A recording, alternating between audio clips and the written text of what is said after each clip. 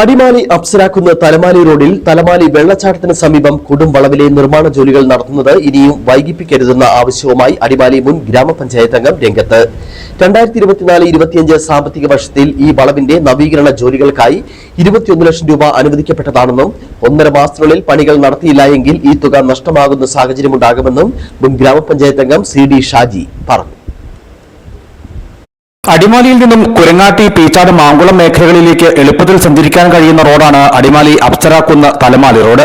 ഈ റോഡിൽ തലമാലി വെള്ളച്ചാട്ടത്തിന് സമീപമാണ് അപകട സാധ്യതയേറെയുള്ള കുത്തനെയുള്ള കയറ്റവും കൊടും വളവും സ്ഥിതി ചെയ്യുന്നത്.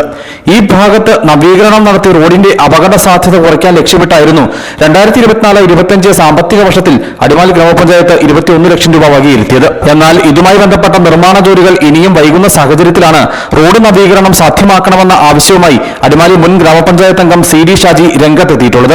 1.5 മാസത്തിനുള്ളിൽ പണികൾ നടത്തിയില്ലെങ്കിൽ വകയിരുത്തപ്പെട്ട തുക നഷ്ടമാകുന്ന സാഹചര്യമുണ്ടാകുമെന്ന് സി.ഡി. ഷാജി പറഞ്ഞു.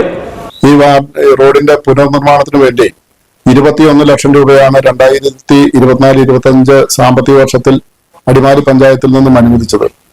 ആ തുക ചിലവഴിക്കുന്നതിന് വേണ്ടി വന്ന തടസ്സം വാട്ടർ അതോറിറ്റിയുടെ കണക്ഷൻ അവിടെ നിന്നും മാറ്റി പുനഃസ്ഥാപിക്കേണ്ടതുണ്ട്. അതിന് 4 ലക്ഷം രൂപയാകും എന്നുള്ളതിന്റെ അടിസ്ഥാനത്തിൽ ആ 4 ലക്ഷം രൂപ കൂടി 2024-25 അടച്ച് അതിന്റെ ടെൻഡർ നടപടികൾ പൂർത്തീകരിച്ചിട്ടുള്ളതാണ്.